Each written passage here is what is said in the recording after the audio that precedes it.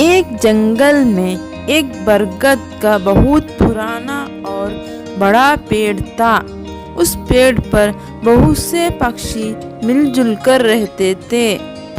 बरसात का मौसम जल्द ही आने वाला था। सभी पक्षी अपने अपने घोंसलों की मरम्मत आदि करके उनमें दाना और अपनी ज़रूरत की चीज़ें भर लिया था। जंगल के दूसरे जीवों जानवर ने भी बरसात से बचने के लिए छत और अपने लिए भोजन का इंतजाम कर लिया था। देखते ही देखते बरसात का मौसम आ गया और वर्षा शुरू हो गई। सभी पक्षी आराम से अपने अपने घोंसले में बैठे थे। अचानक ना जाने कहां से एक बंदर वर्षा में भीगता हुआ उस पेड़ पर आ जाता है। पेड़ की एक डाल के पत्तों में दुबक कर बैठ जाता है और वो ठंड से कांप रहा था। पेड़ पर रहने वाले पक्षियों को इसे इस हाल में देखकर दया आ जाती है, मगर वो बंदर के लिए कर भी क्या सकते थे।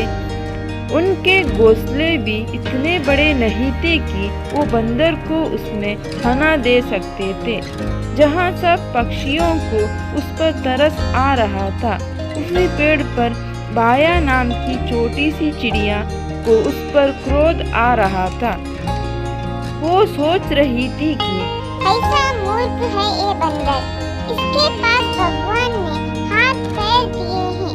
अगर चाहे तो अपने लिए घर बनाकर उसमें आराम से रह सकता है, मगर इन्हें तो सारा दिन हुड़दंग मचाने से ही फुर्सत नहीं मिलती। बंदर को ठंड से कांपते देखकर बाया पक्षी को रहा न गया। वो बोली, बंदर भैया, हम पक्षियों को देखो, हमें देखो, हमारे पास हाथ नहीं है, फिर भी हमने अपने रहने के लिए घर बना लिया है।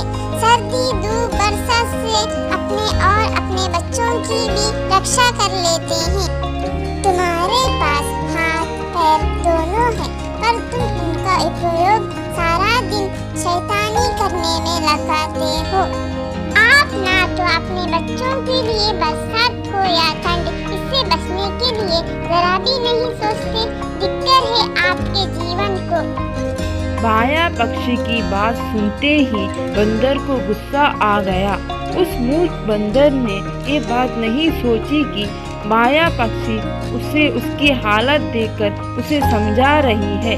बंदर को आज जो कष्ट हो रहा है उसके जिम्मेदार कोई और नहीं, खुद बंदर ही है। बस फिर क्या था, एक ही उछाल में बंदर गुस्से में उस बाया पक्षी के घोंसले वाली डाल पर पहुंच गया और बोला, बाया की बच्ची, तू अपने आप को सयानी समझ रही है? बड़ा घमंड है तुझे अपने घोंसले पर, तो ले। बंदर झपट मारकर बाया का घोंसला तोड़ दिया और जमीन पर फेंक दिया। घोंसले में बैठे बाया के छोटे छोटे बच्चे घोंसले के साथ जमीन पर जा गिरे। बाया जोर जोर से रोने लगी। बंदर दूसरे पक्षियों के घोंसले को भी ना तोड़ डाले, यही सोचकर पेड़ के सभी पक्षी एक होकर उस बंदर को अपनी चोंच से मार मार कर वहाँ से भगा दिया।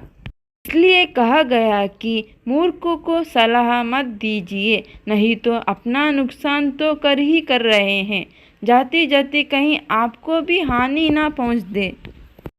तो इस कहानी को जरूर लाइक, कमेंट, शेयर और सब्सक्राइब करना ना भूलें। Thank you.